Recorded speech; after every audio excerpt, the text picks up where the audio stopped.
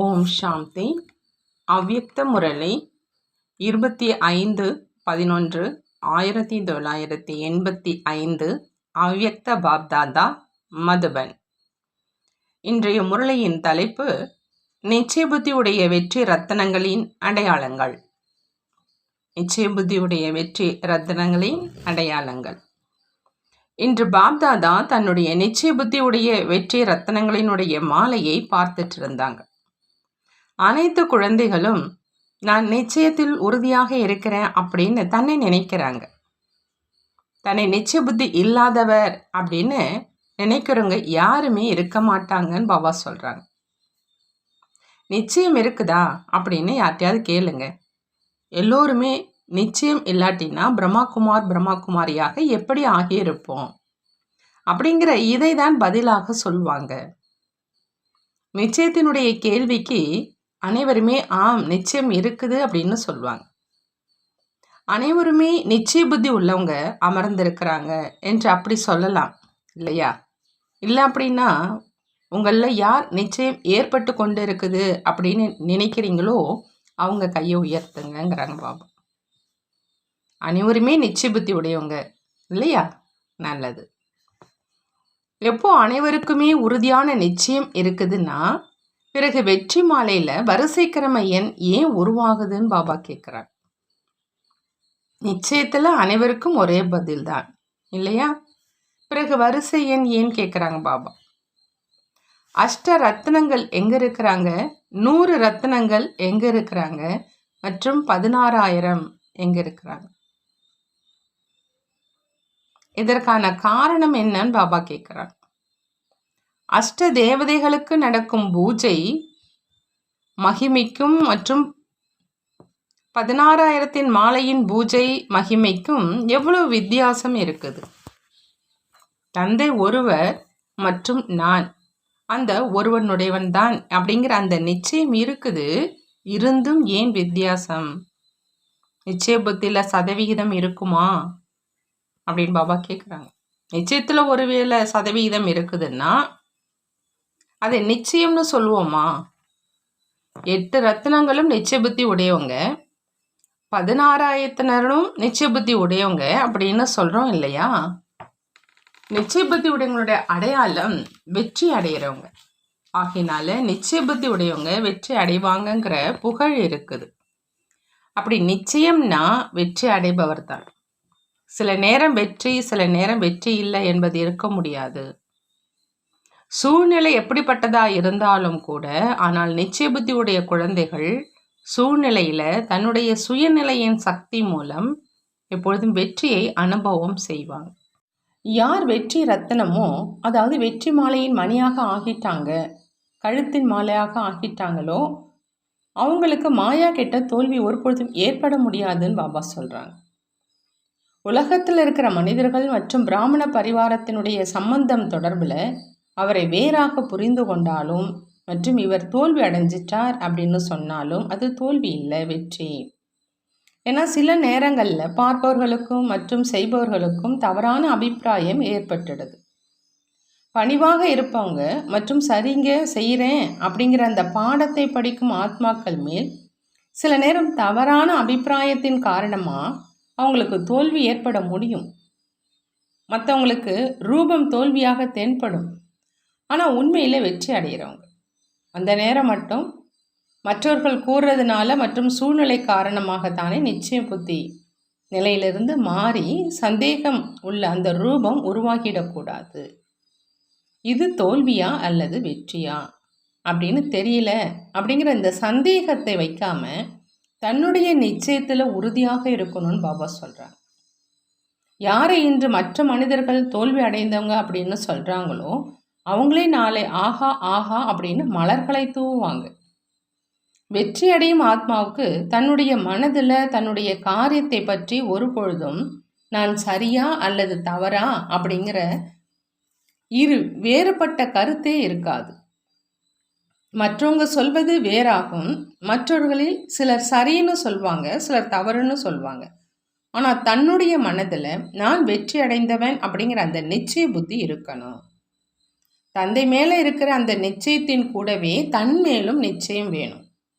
நிச்சய புத்தி உடையவங்க, அதாவது வெற்றி அடைபவரினுடைய மனம், அதாவது எண்ணத்தினுடைய சக்தி எப்பொழுதும் தூய்மையாக இருக்கிற காரணத்தினால தனக்காகவும் மற்றும் மற்றவர்களுக்காகவும் மற்றும் இல்லை அப்படிங்கிற அந்த நிர்ணயம் செய்வது சகஜமாக, சத்தியமானதாக, தெளிவானதாக இருக்கும். ஆகையினால தெரியல அப்படிங்கிற வேறுபட்ட எண்ணம் இருக்காது. நிச்சய புத்தி உடைய வெற்றி ரத்தனங்களினுடைய அடையாளம் சத்தியமான முடிவு இருக்கும் காரணத்தினால மனதில் சிறிதளவும் குழப்பம் இருக்காது. எப்பொழுதும் மகிழ்ச்சி இருக்கும். குஷியினுடைய உணர்வலைகள் இருக்கும். சூழ்நிலை அக்னிக்கு சமமானதாக இருந்தாலும் கூட அவரை பொறுத்தளவில் அக்னி பரீட்சை வெற்றியினுடைய குஷியை அனுபவம் செய்விக்கும். ஏன்னா பரீட்சையில் வெற்றி அடைபவராக ஆகிய விடுவார் இல்லையா? இப்பொழுது கூட உலகிய முறையில் ஏதாவது ஒரு விஷயத்தில் வெற்றி ஏற்படுது அப்படின்னா குஷியை கொண்டாடுவதற்காக சிரித்து கொண்டு நடனமாடிக்கொண்டு கை தட்டுவாங்க. இது குஷியினுடைய அடையாளம். நிச்சய புத்தி உடையவங்க ஒரு பொழுதும் எந்த காரியத்திலும் தன்னை தனிமையாக அனுபவம் செய்ய மாட்டாங்க. அனைவரும் ஒரு பக்கம், நான் தனியாக இன்னொரு பக்கம், பெரும்பான்மையோர் இன்னொரு பக்கம் இருந்தாலும் வெற்றி ரத்னம் ஒரே ஒருவர் மட்டும்தான். இருந்தாலும் அவர் தன்னை ஒருவர் என்று இல்லாமல் தந்தை என்னோடு இருக்கிறார் அப்படின்னு நினைப்பாங்க. ஆகையினால தந்தையின் எதிரில் மிகப்பெரிய படை கூட ஒன்றுமே இல்லை. எங்கு தந்தை இருக்கிறாங்களோ அங்கு முழு உலகமும் தந்தையில் இருக்குது. விதை இருக்குதுன்னா மரமும் அதில் இருக்கவே இருக்குது இல்லையா? வெற்றி அடையும் நிச்சய புத்தி உடைய ஆத்மா எப்பொழுதும் தன்னை ஆதரவின் கீழ் இருப்பவராக நினைப்பாங்க. ஆதரவு கொடுக்கும் வள்ளல் என்னுடன் இருக்கிறார் என்பதை இயற்கையாக அனுபவம் செய்வாங்க. எப்பொழுது பிரச்சனை வருதோ அந்த நேரம் தந்தையின் எதிரில், பாபா நீங்களோ என்னுடன் தான் இருக்கீங்க இல்லையா, நீங்களே தான் உதவியாளர் இல்லையா, இப்பொழுது நீங்கள் மட்டும்தான் இருக்கிறீங்க அப்படின்னு சுயநலமான ஆதரவை பெற மாட்டாங்க. நீங்கள் இருக்கிறீங்க இல்லையா, இது இருக்குது இல்லையா என்பதனுடைய அர்த்தமாக என்ன ஆகுது? நிச்சயம் இருந்ததா, நீங்கள் என்னுடைய ஆதரவு என்று தந்தைக்கும் நினைவூட்டுறாங்க. நிச்சய புத்தி உடையவங்க ஒரு பொழுதும் அந்த மாதிரியான எண்ணத்தை வைக்க முடியாது. அவங்களுடைய மனசில் சிறிதளவும் ஆதரவற்ற நிலை மற்றும் தனிமை நிலை எண்ணத்தில் அளவில் கூட அனுபவமே ஆகாது. நிச்சய புத்தி உடையவங்க வெற்றி அடைபவராக இருக்கிற காரணத்தினால எப்பொழுதும் குஷியில் நடனமாடிக்கிட்டே இருப்பாங்க. எப்பொழுதாவது சோர்வு அடைவராக ஆக மாட்டாங்க. மற்றும் அற்ப காலத்தினுடைய எல்லைக்குட்பட்ட வைராகிய உணர்வுகளிலும் ஒரு பொழுதும் வரமாட்டாங்க. சில நேரம் எப்போ மாயாவனுடைய தாக்குதல் மிகவும் வலுவானதாக இருக்குதோ அந்த நேரம் அற்ப காலத்தின் வைராக்கியமும் வருது. ஆனால் அது எல்லைக்கு உட்பட்ட அற்ப காலத்தின் வைராக்கியமாக இருக்கும். எல்லைக்கு அப்பாற்பட்டதாக சதா காலத்தினுடையதாக இருக்காது. கட்டாயத்தினால வைராகிய உணர்வு உற்பத்தி ஆகுது. ஆகையினால அந்த நேரத்தில் இதிலிருந்து இவரை விடுவித்துடுங்கள், எனக்கு வைராகியம் வந்துடுச்சு என்று அந்த நேரம் கூறிடுறாங்க. சேவையையும் விட்டுடணும், இதையும் விட்டுடணும் அப்படிங்கிற வைராகியம் வருது. ஆனால் அது எல்லைக்கு அப்பாற்பட்டதாக இருக்காதுன்னு பாபா சொல்கிறாங்க. வெற்றி ரத்னங்கள் எப்பொழுதும் தோல்வியிலும் வெற்றியை, வெற்றியிலும் வெற்றியை அனுபவம் செய்வாங்க. எல்லைக்கு உட்பட்ட வைராக்கியத்தை ஒதுக்கி விடுவது என்று சொல்வது பெயருக்கு வைராக்கியம் என்று சொல்வாங்க. ஆனால் உண்மையில் நடப்பது என்ன அப்படின்னா ஒதுங்கிடுவாங்க. வெற்றி ரத்னங்கள் எந்த காரியத்தில் இருந்தும், பிரச்சனையில் இருந்தும், நபரில் இருந்தும் விலகி ஒதுங்க மாட்டாங்க. ஆனால் அனைத்து காரியங்கள் செஞ்சுக்கிட்டே எதிர்நோக்கி கொண்டே சகயோகியாக ஆகிக்கொண்டே எல்லைக்கு அப்பாற்பட்ட வைராக்கிய உள் உணர்வில் இருப்பாங்க. அது சதா காலத்துக்காக இருக்கும். நிச்சய புத்தியுடைய வெற்றியாளர் ஒரு பொழுதும் தன்னுடைய வெற்றியை வர்ணிக்க மாட்டார். பார்த்தீங்களா, நான் சரியாக இருந்தேன் இல்லையா என்று மற்றவர்களிடம் புகார் சொல்ல மாட்டாங்க. இந்த புகார், முறையீடு செய்வது, வர்ணிப்பது ஒன்றுமில்லாத காலியாக இருக்கும் நிலையினுடைய அடையாளம். காலியாக இருக்கும் பாத்திரத்தில் அதிகம் தழும்பும் எந்த அளவு நிரம்பி இருக்குமோ அந்த அளவு தழும்பாது. வெற்றியாளர் எப்பொழுதும் மற்றவர்களுடைய தைரியத்தை அதிகரிப்பாங்க. அவரை கீழாக பார்ப்பதற்கு முயற்சி செய்ய மாட்டாங்க. ஏன்னா வெற்றி ரத்னங்கள் தந்தைக்கு சமமாக மாஸ்டர் ஆதரவு அளிக்கும் வள்ளலாக இருப்பாங்க. கீழே இருந்து மேலே தூக்கி விடுபவங்க. நிச்சயபுத்தி உடையவங்க எப்பொழுதும் வீணானவற்றிலிருந்து விலகி இருப்பாங்க. வீணான எண்ணமாக இருந்தாலும், வார்த்தையாய் இருந்தாலும், அல்லது காரியமாய் இருந்தாலும், அப்படி வீணானவற்றிலிருந்து விலகுவது அப்படின்னா வெற்றியாளர் ஆவது. வீணானதினுடைய காரணத்தினால சில நேரம் தோல்வியும் சில நேரம் வெற்றியும் கிடைக்குது. வீணானது முடிஞ்சிருச்சு அப்படின்னா தோல்வியும் முடிஞ்சிடும். வீணானவை முடிஞ்சிருது என்பது வெற்றி ரத்தினங்களினுடைய அடையாளம். இப்போ நிச்சயபுத்தியுடைய வெற்றி ரத்தினங்களுடைய அடையாளங்கள் எனக்கு அனுபவம் ஆகுதா அப்படின்னு சோதனை செய்ய சொல்கிறாங்க பாபா. நிச்சயபுத்தி இருக்குது அப்படின்னா உண்மை சொல்வாங்க என்று ஏற்கனவே சொல்லியிருக்கிறோம் இல்லையா? ஆனால் நிச்சயபுத்தி உடைய ஒருவர் தெரிந்து கொள்ளும் ஏற்றுக்கொள்ளும் வரையிலுமானவராக இருப்பார். மேலும் இன்னொருவர் அதன்படி நடப்பது வரை நிச்சயபுத்தி உடையவராக இருப்பாங்க. பகவான் கிடைத்து விட்டார் என்று அனைவருமே நம்பத்தான் செய்கிறாங்க. நான் பகவானின் குழந்தையாக ஆகிட்டேன். ஏற்றுக்கொள்வது மற்றும் தெரிந்து கொள்வது இரண்டுமே ஒன்றுதான்.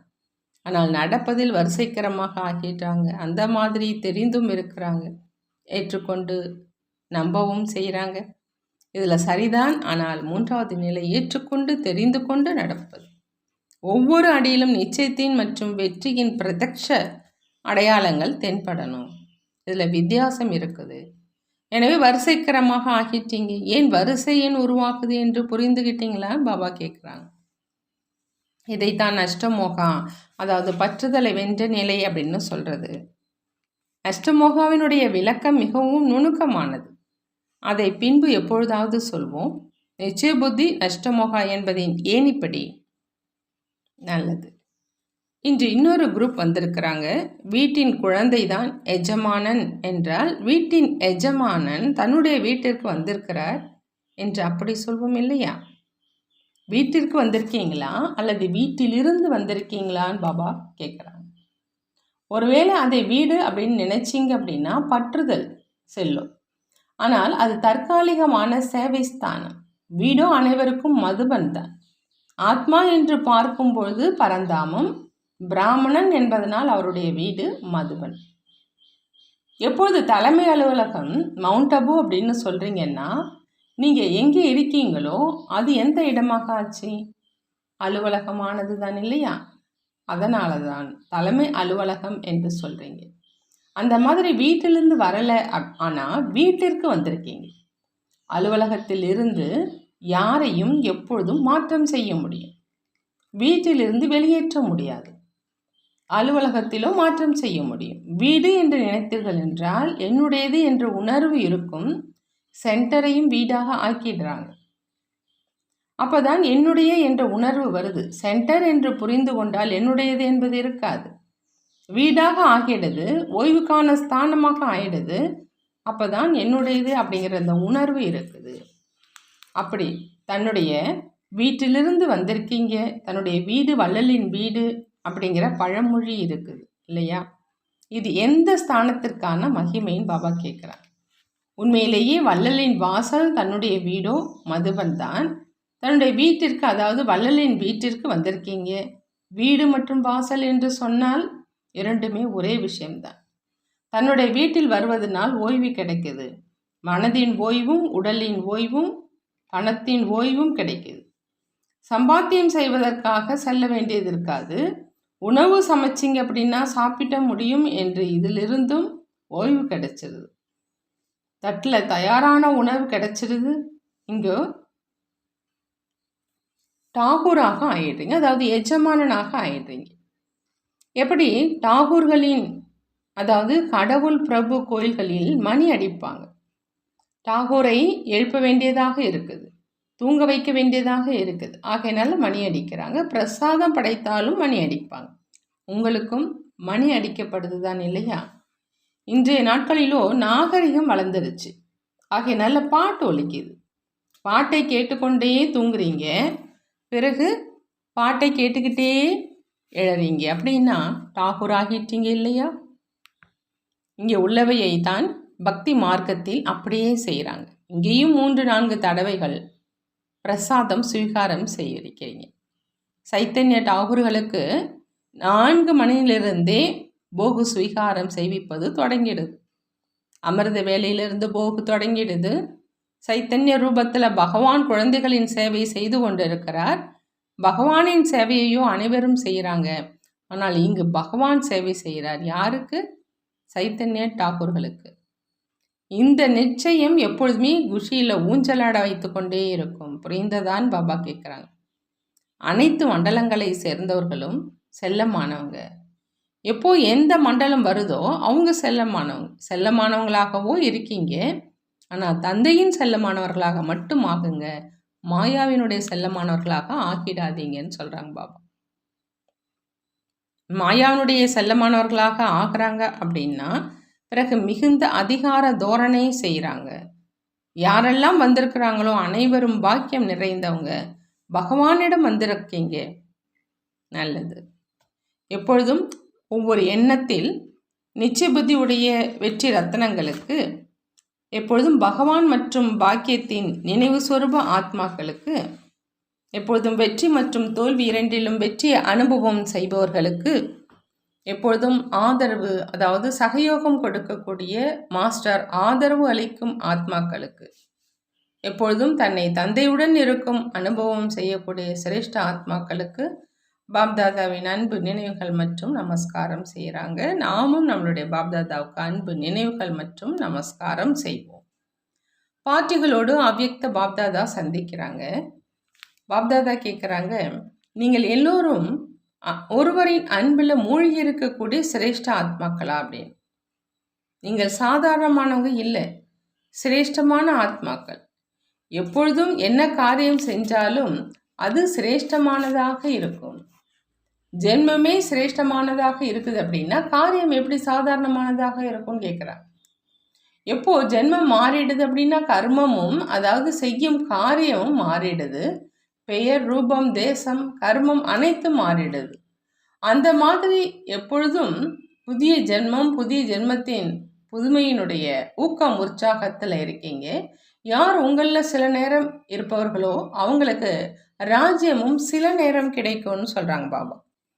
யார் பொறுப்பாளராக ஆகியிருக்கும் ஆத்மாக்களோ அவங்களுக்கு பொறுப்பாளர் ஆனதற்கான பலன் கிடைச்சிக்கிட்டே இருக்கும். மேலும் பலன் அப்படிங்கிற அந்த பழத்தை அருந்தும் ஆத்மாக்கள் எப்பொழுதுமே சக்திசாலியாக இருப்பாங்க. இது பிரத்யக்ஷ பலன், சிரேஷ்ட யுகத்தின் பலன். இந்த பலன் அப்படிங்கிற பழத்தை அருந்துறவங்க சக்திசாலியாக இருப்பாங்க. அந்த மாதிரி சக்திசாலியான ஆத்மா சூழ்நிலை மேல் சுலபமாகவே வெற்றி அடைந்துருவாங்க. சூழ்நிலை கீழே அவர் மேலே இருப்பார். எப்படி கிருஷ்ணரை பற்றி சொல்லும் பொழுது அவர் பாம்பின் மேல் வெற்றி அடைந்து அதன் தலைமேல் கால் வைத்து நடனமாடினார் அப்படின்னு காமிக்கிறாங்க இல்லையா? இது உங்களுடைய படம். எவ்வளவுதான் விஷம் நிறைந்த பாம்பாக இருந்தாலும் நீங்க அதன் மேலும் வெற்றி அடைந்து நடனமாடுறவங்க. இந்த சிரேஷ்ட சக்திசாலியான நினைவுதான் அனைவரையும் சக்திசாலியாக ஆக்கும். மேலும் எங்கு சக்திசாலியான நிலை இருக்கோ அங்கு வீணானவை அகன்றிடும். சக்திசாலியான தந்தையோடு இதே நினைவின் வரதானம் மூலம் எப்பொழுதும் முன்னேறிக்கிட்டே இருங்கன்னு சொல்றாங்க பாபா. அடுத்ததா பாபா கேட்குறாங்க, நீங்கள் அனைவரும் அமர தந்தையின் அமர ஆத்மாக்கள் தான் இல்லையா அப்படின்னு. அமரர் ஆகிட்டீங்களான்னு கேட்குறாங்க. உடலை விட்டாலும் கூட அமரர்கள். ஏன்னா பாக்கியத்தை உருவாக்கி கொண்டு செல்றீங்க. கை காலியாக போகிறது கிடையாது. ஆகையினால இறப்பது கிடையாது, நிரம்பி செல்லணும். இறப்பது அப்படின்னா கை காலியாக செல்வது, நிரம்பி செல்வது என்றால் ஆடையை மாற்றுவது. அந்த மாதிரி அமரராகிட்டீங்க இல்லையா அப்படின்னு பாபா கேட்குறாங்க. பாபா சொல்கிறாங்க, அமரர் ஆகுங்கிற வரதானம் கிடைச்சிருச்சு. இதில் மரணத்தின் வசமாவது இல்லை. செல்லவும் வேணும், பிறகு வரவும் வேணும் அப்படின்னு தெரிஞ்சிருக்கீங்க. ஆகையினால அமரர்கள். பாபா சொல்கிறாங்க, அமர கதையை கேட்டு கேட்டு அமரராக ஆயிட்டீங்க. தினசரி மிகவும் அன்புடன் கதை கேட்குறீங்க இல்லையா? காலியாக இருந்தீங்க, இப்போ நிரம்பிட்டீங்க. அந்த மாதிரி நிரம்பிட்டீங்க. அதன் காரணமாக அநேக ஜென்மங்கள் காலியாக ஆக முடியாதுன்னு பாபா சொல்கிறாங்க.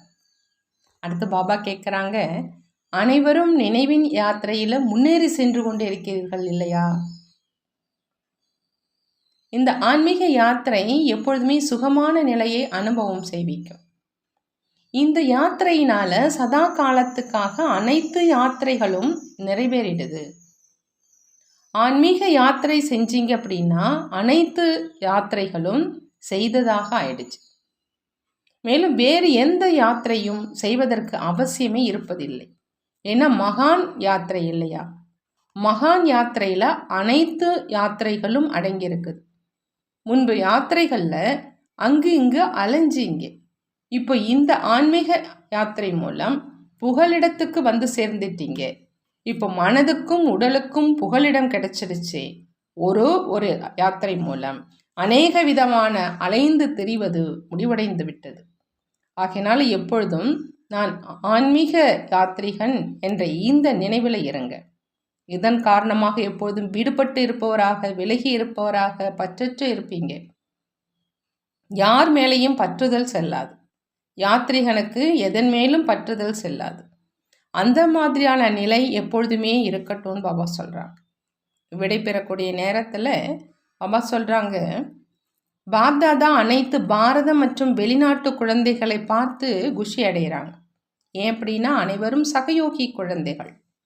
சகயோகி குழந்தைகளை பாப்தாதா எப்பொழுதும் இதய சிம்மாசனதாரிகள் அப்படின்னு புரிந்து நினைவு செய்கிறாங்க.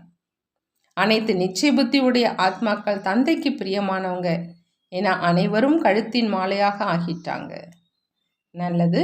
அனைத்து குழந்தைகளும் சேவையில் நல்ல வளர்ச்சியை அடைந்து கொண்டிருக்கீங்க. நல்லது. பாபா வரதானம் கொடுக்குறாங்க. உண்மையான சேவை மூலமாக அழியாத ஆன்மீக குஷியின் கடலில் நீந்தக்கூடிய அதிர்ஷ்டம் நிறைந்த ஆத்மா ஆகுக. அதிர்ஷ்டம் நிறைந்த ஆத்மாவாக ஆகணும் அப்படின்னா பாபா சொல்கிறாங்க, உண்மையான சேவை மூலமாக அழியாத ஆன்மீக குஷியின் கடலில் நீந்தணும். எந்த குழந்தைகள் சேவைகளில் பாப்தாதா மற்றும் பொறுப்பில் இருக்கும் பெரியவர்களின் அன்பின் ஆசீர்வாதங்களை பிராப்தி செய்கிறாங்களோ அவங்களுக்கு மனதில் உலகியமற்ற ஆத்மீக குஷியின் அனுபவம் ஆகுது. அவங்க சேவை மூலமாக உள்மனதினுடைய குஷி, ஆன்மீக மகிழ்ச்சி மற்றும் எல்லைக்கு அப்பாற்பட்ட பிராப்தியினுடைய அனுபவம் செய்து கொண்டே எப்பொழுதும் குஷியின் கடலில் நீந்தி கொண்டே இருப்பாங்க. உண்மையான சேவை அனைவருடைய அன்பு, அனைவர் மூலமாக அழியாத மரியாதை மற்றும் குஷியின் ஆசீர்வாதங்கள் பிராப்தி செய்வதனுடைய அதிர்ஷ்டத்தின் சிரேஷ்ட பாக்கியத்தை அனுபவம் செய்விக்குது. யார் எப்பொழுதும் குஷியாக இருக்கிறாங்களோ அவங்க தான் அதிர்ஷ்டசாலி அப்படின்னு பாபா சொல்கிறார். ஸ்லோகன்: எப்பொழுதும் மகிழ்ச்சி நிறைந்த மற்றும் ஈர்க்கக்கூடியவராக ஆவதற்காக திருப்தி மணியாக ஆகுங்க. எப்பொழுதும் மகிழ்ச்சி நிறைந்த மற்றும் ஈர்க்கக்கூடியவராக ஆவதற்காக திருப்தி மணியாக ஆகுங்கன்னு பாபா சொல்கிறார். நல்லது. ஓம் சாந்தி. நன்றி பாபா.